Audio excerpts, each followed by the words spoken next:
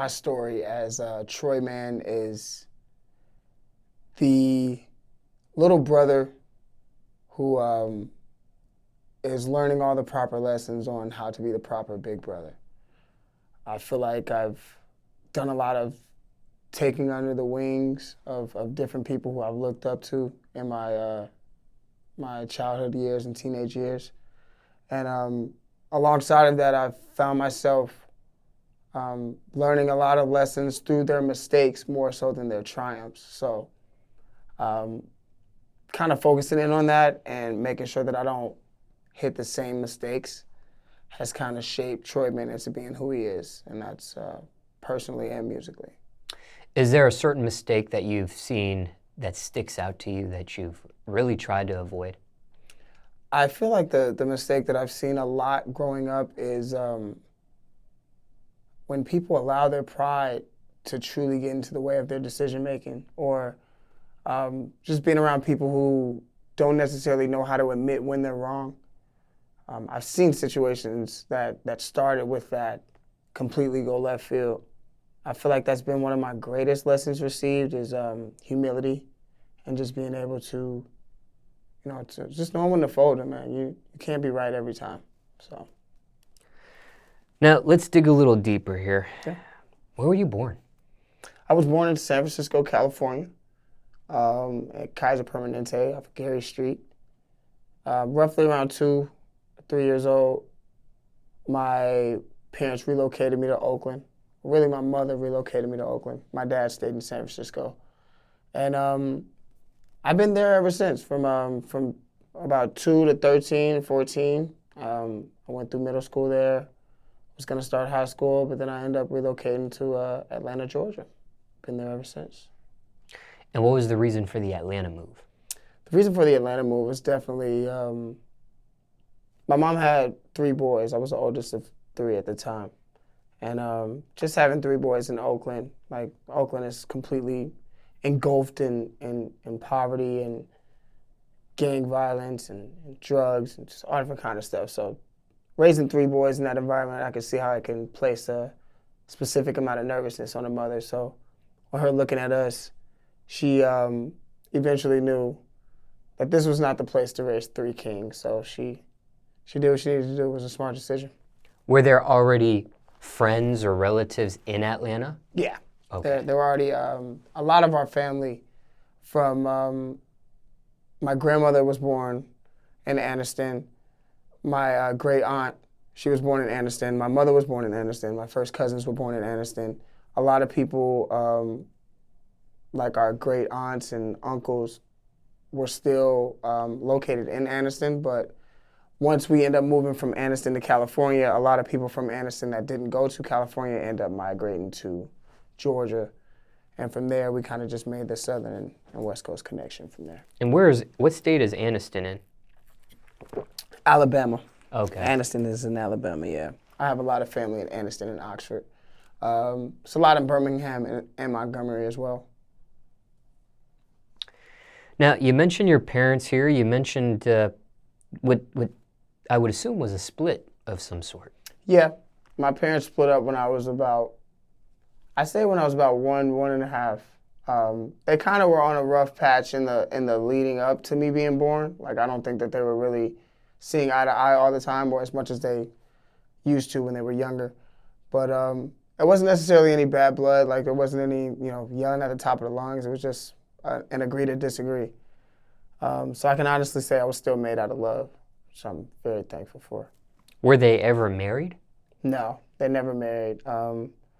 They were each other's high school sweethearts. They went through high school all together. And pretty much after that, they had a couple of their first jobs together, pretty much from about 17 to about 27, 28, and then split up. Never got back together. Nah. I always wondered if they would too. Like, it's weird when you see that your parents can coexist and, not necessarily be, upset at each other. You wonder, why are you guys not together? But after a while of me wondering it kind of evaporated. So they had a cordial relationship? Oh, yeah. They love who each other represent and who each other are as, even as friends, you know, they've been friends my whole life, despite where their love took them. And it's obvious you moved with your mother.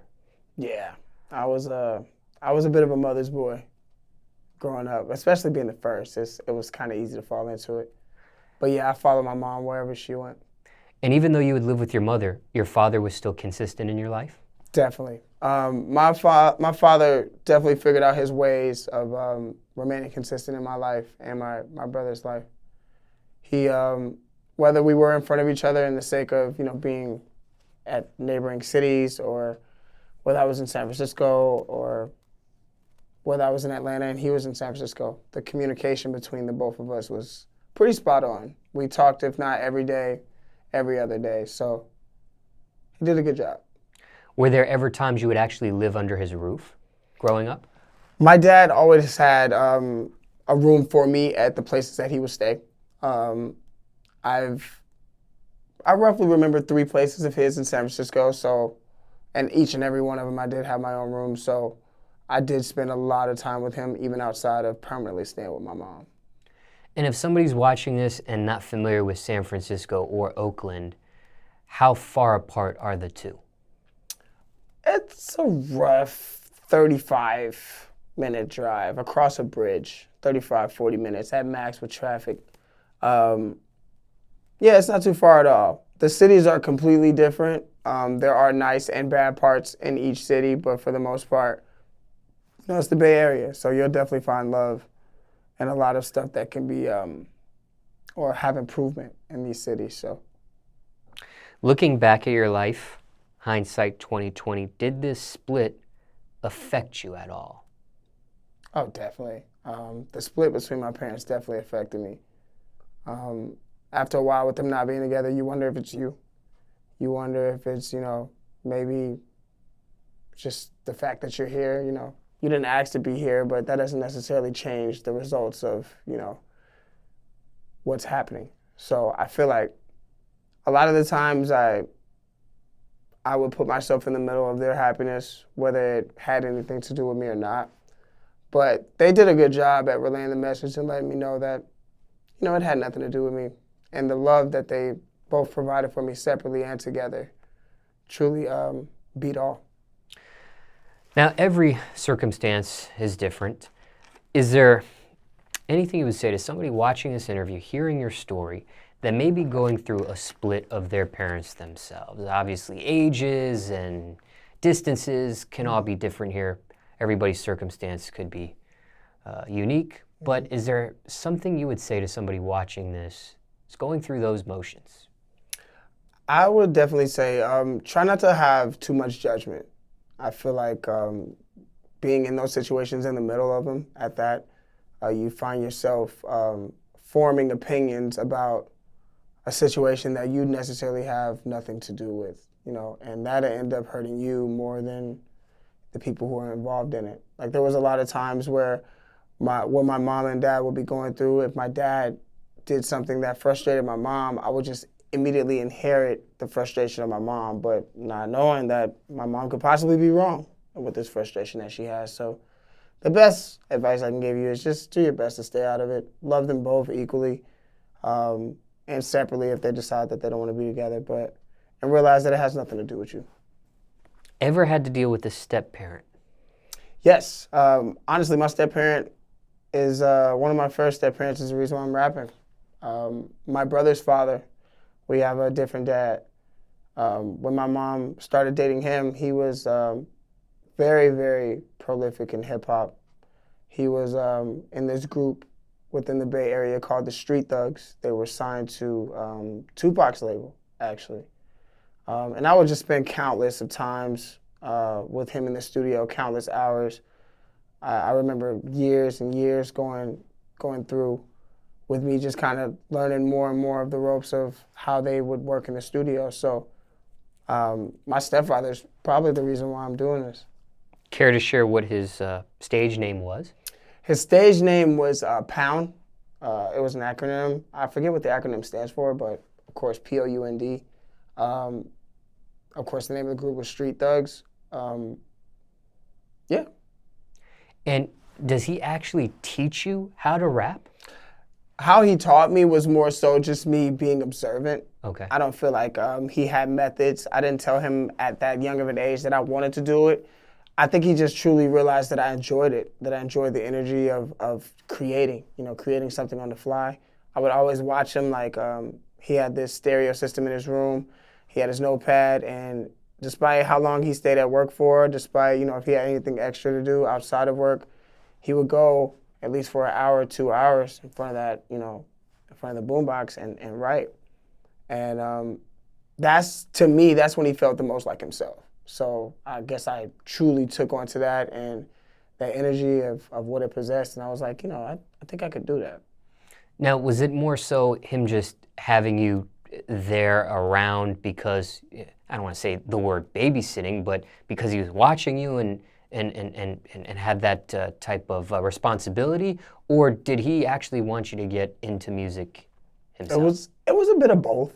You could tell that he would take me for the sake of his convenience, but once he slowly started to see that I did show interest with it, he would extend the olive branch. He would definitely just do certain things. He taught me how to count music. After a while, when they would record, I would count them in, and I would press the record button. So you can kind of say he birthed the audio engineering side of me as well. Just the entire experience, just realizing every single mechanism that they do to make a successful song. I pretty much witnessed all of it. So, and he realized the effect that it had on me. So after a while of me observing it, he kept putting it in front of me. Mm. Now, you said this was your first step-parent? Yeah, this is my brother's dad. You've dealt with another step-parent on your mother's side? Well, the other step-parent that I would say is still in my life is my my brother on my father's side. Okay. So I have 2 little brothers on my mother's side and 1 little brother on my father's side. This would be your stepmother. Stepmother. That's Athena. Athena is, she's practically like my mom away from my mom. She's been in my life my entire life. When my mom and dad split up, Athena was next in the sake of dating and with them 2 falling in love and being with each other. So I grew very close to Athena. Of course, when they split up, when Athena and my dad split up, I had Brayden. It's the gift of being a big brother again. So it was a dope experience, dope family. I feel like my step-parents have definitely played huge impacts in my life. So, your stepfather on your mother's side, they split too at one point? Yeah, they were together for roughly. My mother was both with my dad and my stepfather for about 10 years apiece.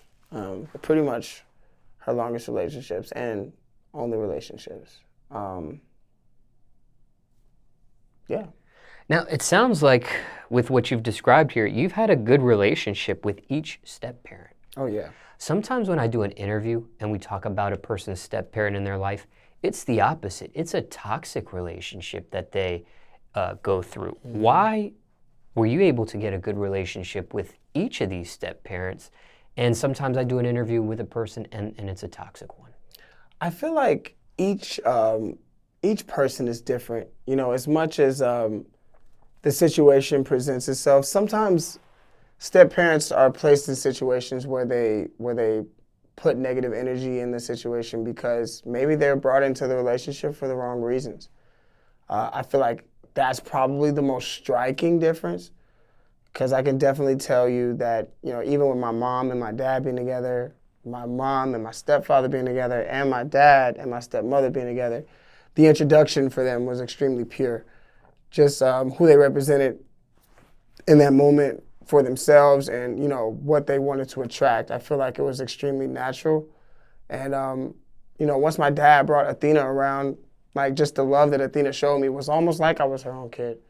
And vice versa for my stepfather. So I feel like the difference truly just comes in the intent of the person who's bringing this person around, Did each of these step-parents that you've dealt with, did they bring their own children to each of these relationships, or? No. Okay. Well, my stepdad, he had 2 daughters before, but that's the only person that's brought him. brought more kids in. And did you ever meet them? Did Yeah, you ever? I consider them my sisters. That's Tasia and Camry. Would you guys ever live under the same roof? Yeah, we did live under the same roof at one point in time. We were in this house for about 2 years, and yeah, we were all there. I feel like after that, that's when my mom and him split up, and that's when we moved to Georgia. And was that easy or hard to deal with? These other siblings that were prior to you, your step-parent and your mother?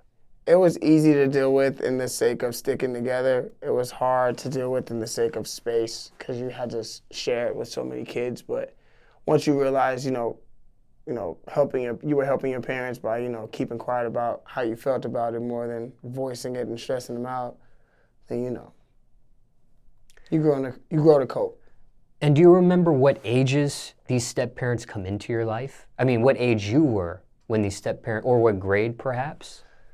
When Lynn came into my life, I was 4, and Athena 5. So like roughly right behind each other. Do you think that's what also led to a good relationship with each of these step-parents, was the fact that it happened so young in your life? Such a young time in my life, yeah. I feel like maybe they took towards me a little more because of my youth, which makes perfect sense. Do you have anything you would say to somebody watching this that is under the roof of a step-parent? And of course, like I've mentioned before, circumstances could be different for everybody, but is there anything you would say to somebody that has to deal with a step-parent in their life? What would I say to somebody that has to deal with a step-parent? If it's bad in the house, at least, in order for you and the step-parent to be in a better place, one of you guys is going to have to take a step. And usually that step consists of communication, whether that means you need to talk to somebody else in the house about your step-parent or talk to your step-parent directly. I feel like you can't be silent about anything that you feel, whether that's in a positive light, a negative light, something's happened to you, you feel like something's going to happen to you, it might be a good idea to just tell somebody. So. Aside from the step-parents, would you ever have to deal with any of your parents' boyfriend or girlfriends? Mm-mm. Okay. I know on your mom's side you said those were the only 2 relationships that you knew of, but... Yeah, and Dad was pretty closed out about who he dated too. It wasn't necessarily something that he brought in front of me like frequently, but Athena is really the main person that I knew about. And you still keep in contact with either step-parent? Yeah. I talked to Athena a couple days ago and Lynn maybe a week ago. So even though your biological parents have split with these 2, you still remain in communication. Yeah, they're responsible for the happiness that they provide with my siblings, So despite where they are with my parents, I have to respect their existence and what they provided in the sake of love and happiness for me with my brothers. So yeah, despite where they are with my parents, they deserve that. They deserve that avenue of communication. And are your biological parents cordial with these step-parents after their splits? Well, my mother passed 3 years ago. My mother passed in 2016. My dad talks to both of them, yeah. My dad talks to my stepfather and my dad talks to my stepmother. So as far as the lines of communication throughout the family and everybody that we're close with, we keep it pretty much wide open. There's not anybody who has much of bad blood with anybody, you could say. That's great to hear. Mm-hmm. Do you have any children at this point yourself? No children yet. I can't wait to have children, but as of right now, God has blessed me with time. So no kids yet. When it comes to the passing of your mother, is that something we can talk about? Yeah, sure. How did she pass? My mother passed from a drug overdose. She was suffering with the abuse of crack cocaine. This is something that started roughly a year before she passed. It wasn't something that was consistent. And And I feel like the downfall of that really came from her feeling like she was alone. She went through a slight depression. She lost her job. She lost friends. And really the people that she expected to help her in that time of need pretty much turned their back on her. And the people who she knew that could help her weren't able to. And it just kind of, situations just kind of let her life fall on the wayside, unfortunately. Were you aware of this before the actual passing? I was aware of it. I did do a lot of talking with her in the sake of just trying to pull her out of that place. That was her physical condition. That was, just what it is that she needed to do for the sake of a better livelihood. And she did. She definitely listened to me. She heard what it is that I had to say. There was a lot of times you could see that she placed it in her actions. But I just feel like the general oppression of it all just got to the best of her a bit. And she died on the way to the hospital. Shortness of breath, completely stopped breathing. Once she got to the hospital, they brought her body back, but her brain was gone. So I pretty much had to make the decision as next of kin to let her be a vegetable or to pull the plug. So, toughest decision of my life, by far. How did you outweigh things in that moment? After a while, I began to let time kind of, I guess, give me some signals or some ideas. So the doctors, when we really first got to the conclusion of that's where her condition was, he pretty much told me there's nothing that we can do. So you might want to, instead of wasting time, just really truly consider about what state she's in and how she could be affected by that, by you guys holding on. So for a week though, man, I can't lie, I was in the hotel room and I brought her favorite music and her favorite scents and just tried to just see if her energy was still there, and it wasn't. I got my signal one day. I was really depressed in the morning. I went outside for a walk and I stood out in front of my front, what do they call those things?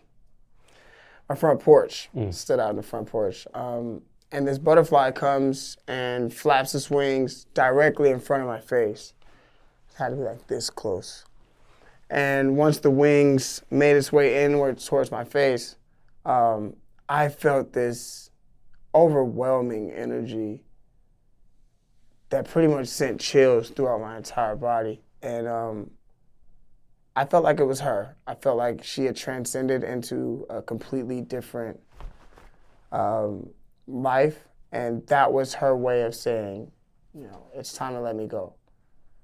And after that, my confidence in the sake of knowing what to do was a little higher than it was, and my strength in displaying it to people around me that were hurt was a little higher than it was before. So,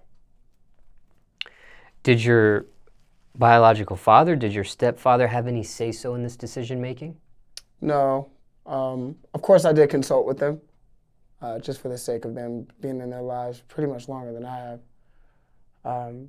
But with the law that we were under, the decision had to be made by me. It had to be made by my wording, my signature. But of course, I did consult with my family. They didn't have much of a say-so. They were more so distraught at the state that she was in, which I feel like added a little more pressure onto me, because not only did I not know what to do, but nobody did. So it was tough. What did they think about your final decision there? I think they respected it. I don't think anybody was truly in opposition of what it is that I had to do. And I feel like they all got signals the same way I did, if that makes any sense. So whether that was them going back and thinking about a certain memory with my mom, they were told the information that they were needed to be willing to accept that this was the fate. Was this an accidental overdose? Mm-hmm. This overdose was an accident. I don't feel like it was something that she was truly engaging in at the moment. I feel like maybe she did it maybe a couple days prior, and it had like a slow burning effect in the sake of how it trickled down to her physicality. So, How did they? Did somebody find her in this position to call an ambulance and she was with a friend at that point in time. Luckily, the friend had a car and was able to get her to the hospital, but just didn't make it in the nick of time, unfortunately. But yeah, she was with somebody. We didn't find her, in that condition. She definitely knew that something was up and did her best to make her way to get care. And how were you notified about it? I was notified by the hospital. When they called me, I immediately made my way. I was a little closer than expected too, because I usually stay on the opposite side of town. But when they called me, I was roughly like 10, 15 minutes away. So for the next week, I ended up staying there at the hotel. At the hospital, pretty much every day. And at the moment you get this call about it, it was shock? Yeah, definitely. I almost thought she was gonna pull through. I feel like that's where my shock came in. I was shocked that she was in the state, but I feel like the strength that she provided for me automatically assumed that she was gonna make it. And the real shock came in when she didn't. That's when it really kind of hit me like a ton of bricks. Like, wow. And she had never overdosed before? It's the first time. And was this the most impactful death in your life that you've experienced at this point? Yeah. Yeah, definitely.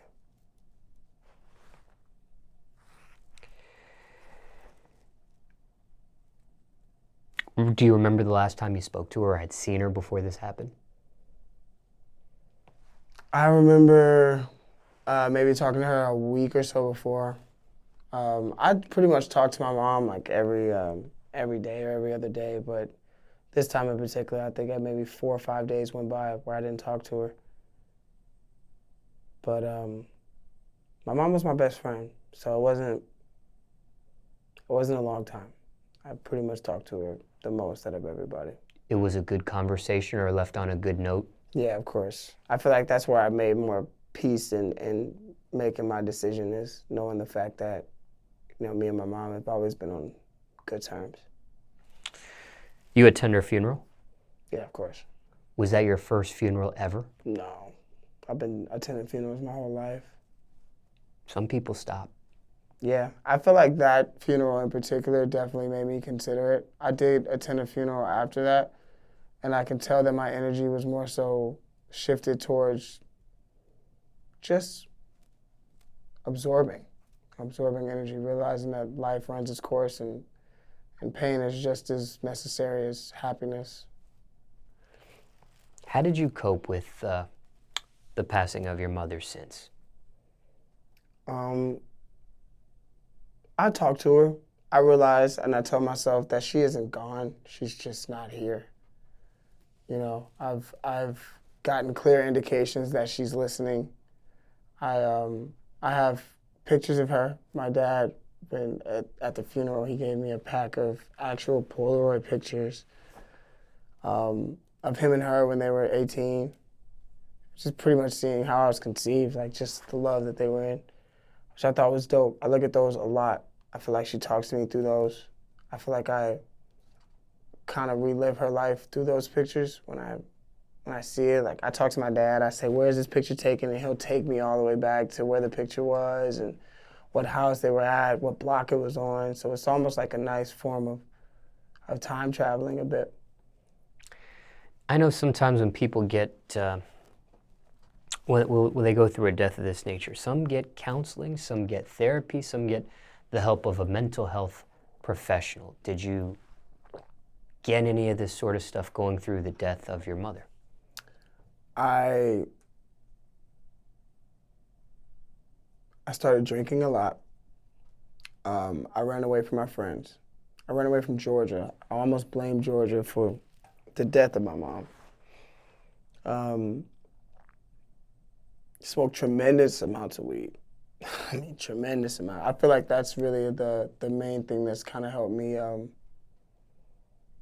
not necessarily forget about it, but just allow it to blow over a bit. I've contemplated suicide. I've attempted it a couple times. And I feel like most importantly,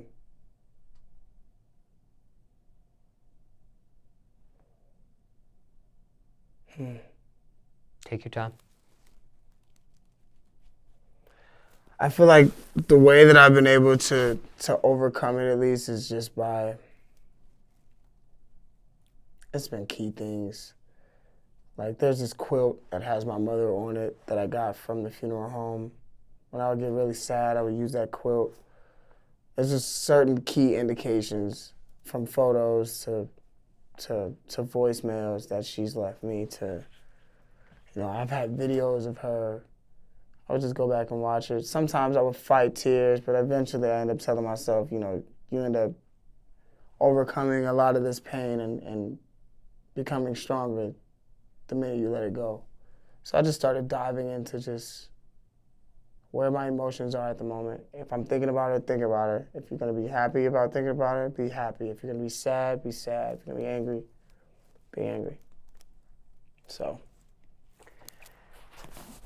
And I'm quite surprised at how you're open to speaking about this subject because, all the emotions that you've dealt with trying to cope with this, I would think this is something you would not want to talk about or share. I feel like it's selfish of me not to talk about it. You gotta think about, especially with this platform that I'm on right now, how many people are listening to me just for the sake of my story, And they're only doing that for the sake of just hearing something that they can relate to. Everybody loses their parent. Everybody loses their parent. You're supposed to outlive your parents. But how you outlive them is the part that people look for in the sake of relating. And my mother isn't the only person that's died from a drug overdose. And this might not even relate to just people who's lost their mothers. This can relate to people cousins that have died this way. Or, a person that's going through it right now that maybe they're trying to save and don't necessarily know how to look at it. So I feel like when I keep this stuff bottled inside, one, it only makes it harder for me to get over and longer in the sake of time. And it just keeps somebody else from, hearing the proper things that you need to think about and feel to get over it, so. And when it comes to doing interviews of this magnitude, obviously, an interview can be very entertaining, either the person being interviewed or their story that they've experienced. But when I do an interview with somebody, I always want, if there's some sort of entertainment value, I always want there to be some sort of educational value with it, So we will get to the educational part of this type of subject matter here in a second. But when it comes to the further line of questioning that I have for you, counseling, therapy, the help of a mental health professional, do you feel like you need that in your life at this point, in dealing with the nature of your mother's passing? I've felt like, that's a good question. And I'm gonna answer this in two different ways. I feel like I'm not completely closed on the door to it. I feel like mental health is extremely important. But alongside of that, I feel like I've been granted the proper mental tools by my parents to sustain it.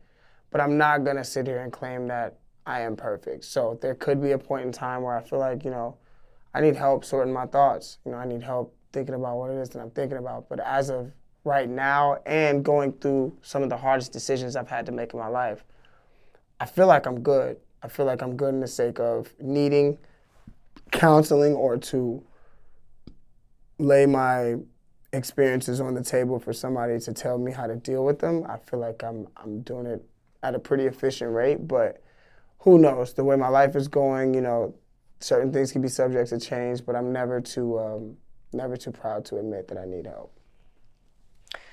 The death of your mother happened 3 years ago, I think you said? Yeah, 2016. April 12th, 2016, 5 days before my birthday.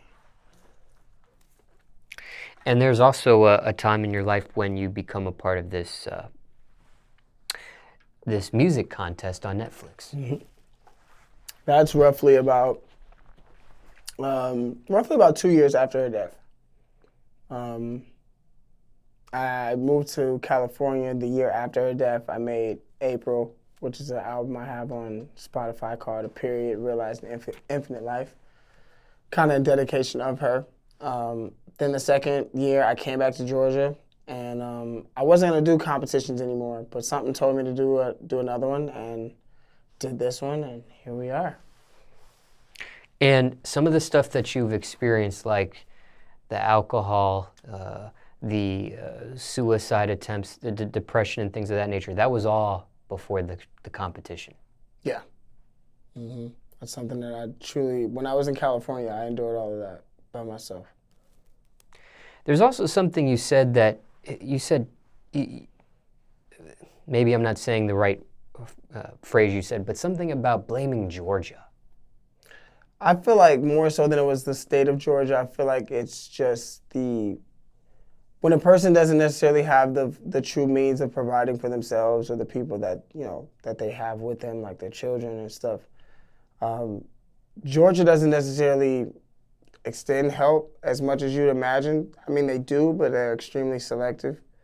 And I feel like just the environment of Georgia, more than it's the state, it just causes the people within the state to think a certain way. So when I say I blame Georgia, I more so blame the people that my mother was surrounded by, the experiences that they went through, what they felt was acceptable, and just how the environment altogether could have probably been extremely sick,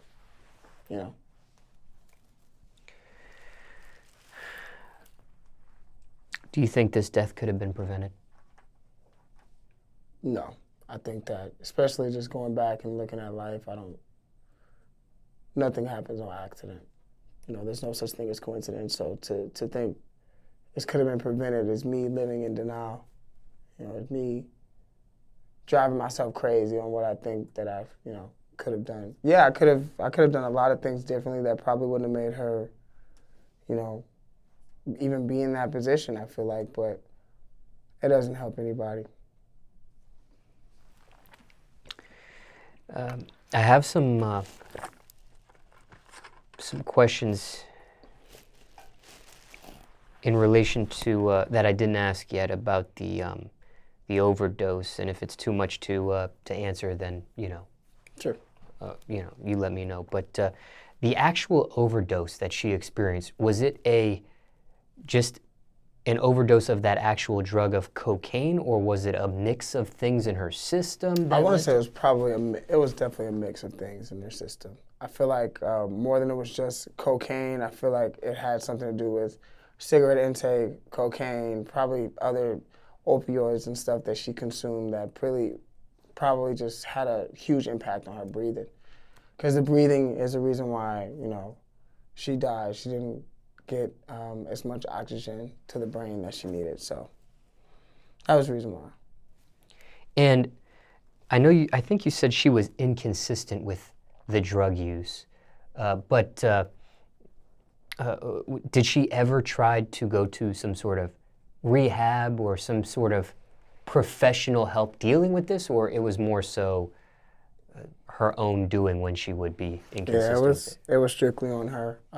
Rehab and stuff like that, when a person needs help, you might want to help yourself. Just where we come from, because as far as paying for stuff like that, it's completely nobody's going to be able to do it. So if she wanted to help herself, it was something that she needed to do, or people around her needed to help her with, like family and close friends. You would never see her do it? I mean, the drug use? Oh, no, I've never witnessed it, no. Mm-mm. How did you know it was happening? Her weight was up and down. You could just tell sometimes by the people that she was around, even if she didn't scream that she was doing it, the person that she could be with is like, wow, he looks like he does drugs. And, more than half the time she'd be right.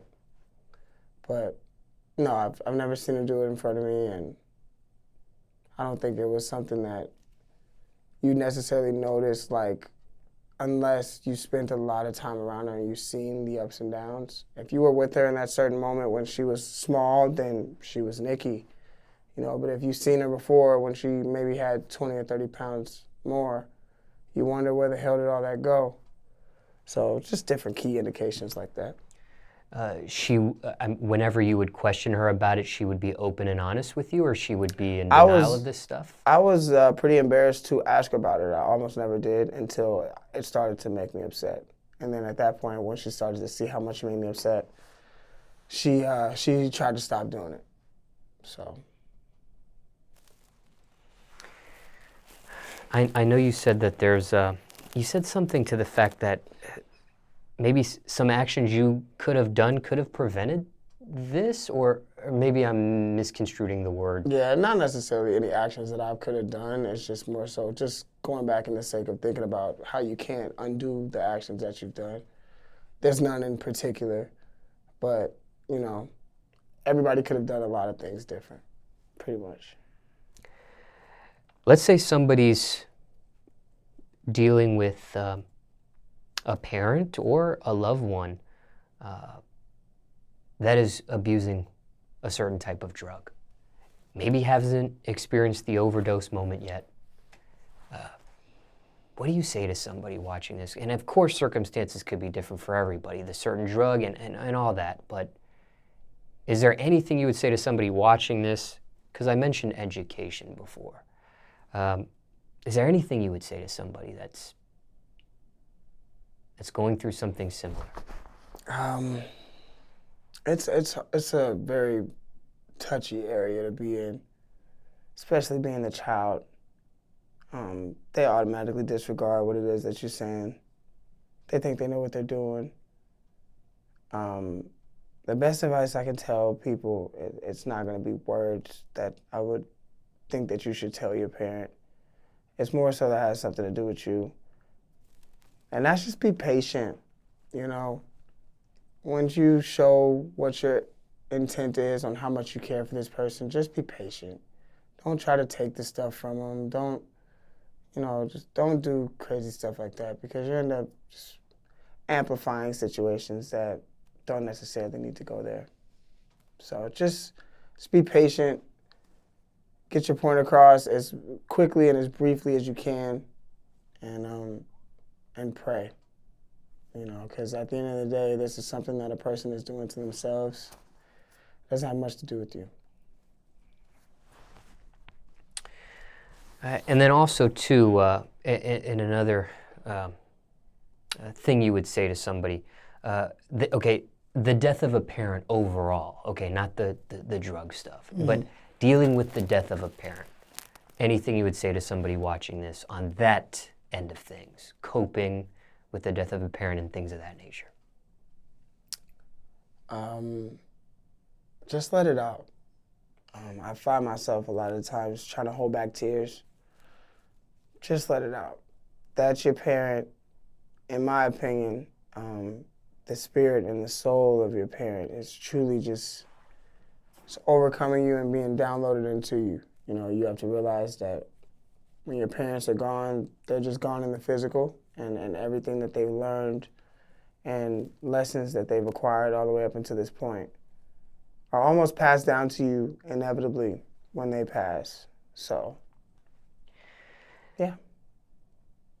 In the manner that she passed with the drug overdose, obviously in her death, you consumed some drugs. You consumed alcohol and marijuana. And people, you know, the word drug, some people watching an interview like this, those aren't really drugs, but, you know, those are drugs, literally. It's something you're dependent on. By definition, and alters a person's state of mind. Are you cautious with your use of these because of her overdose? Definitely, yeah. You can definitely say when losing a person that has been lost through this way, you definitely watch your intake on all of these things, especially when they're that close to you. So, yeah, I have limits. I have limits that I would probably laugh at if I was 5 or 6 years younger. I'd be like, what, dude? 2 shots? Like, yeah, but right now I know exactly where everything stops for me. And I'm pretty comfortable with it. I feel more so good at being in control.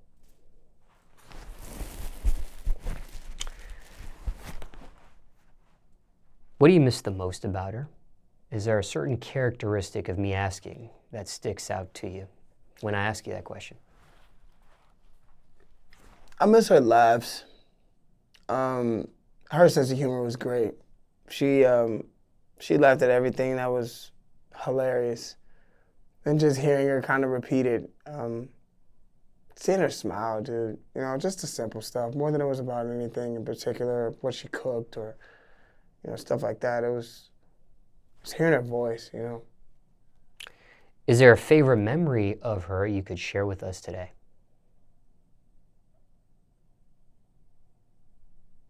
I asked you about characteristics a second ago, but is there like a specific memory that comes to mind?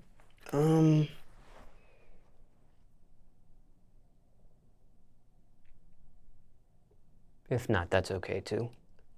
I probably have to say our first Christmas. It took us a while to get our own house out here when we were in Atlanta when we first moved here.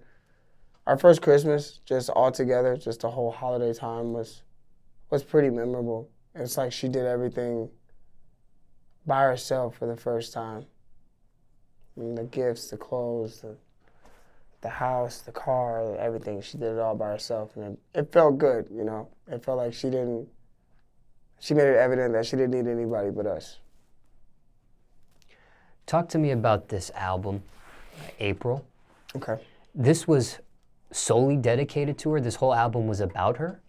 No, not more so about her. It really just expressed my emotions in that moment while losing her, and just the inspiration of where that pulled from. So there are songs where I do talk about my mom. There are songs where I talk about myself. There are songs where I talk about my love interest, but it all is pretty much stemming from the time where I realized that life is infinite, which is when I lost my mom. What's the title April refer to? A period realizing infinite life. It refers to realizing that nobody dies as much as everybody dies. That your spirit lives on. I assumed her passing changed your direction of music? Not my direction of music more so, but my direction of how to appreciate women, definitely. I feel like Yeah, explain how so. I just felt like it was bestowed in me to really just be more of a prime example for men just all together on how to appreciate women, on how to treat women, on how to talk to women, on how to have confidence with women. I feel like I've done a lot of observing on how men have done that in my mother's life, and I've learned from all of their mistakes, and I feel like I've, you know, placed it forward with how I conduct my decisions in that area. There are songs, like you said, where you mention your mother. Have you ever made an actual song just solely about her? No. Okay. I haven't made a song for my mom. I feel like Tupac's song kind of is the blueprint for making songs for mom. I feel like I definitely will. I just feel like I can't half do it. You know, I want to truly be able to soak up and tap in as many memories as I can to express that song. It's gonna be a happy song. So. You've attempted, or you haven't even touched it? Haven't touched it yet. Haven't even toyed with the idea. When you first mention your mother in your music, how long after her passing do you actually create a song where you start mentioning and talking about her? How far does that time period there before you actually start? Roughly about 1.5 years. Before I started addressing the topic, it was very light. It didn't have much detail, but I was comfortable enough on even speaking about it about 1 year or so after it happened. How does one know the right time to talk about or mention something of that nature in their music? It's a gut feeling. You just know. Versus you having to go through a specific allotted time. You just know. For some people, it could take a month. For some people, it could take 10 years. So.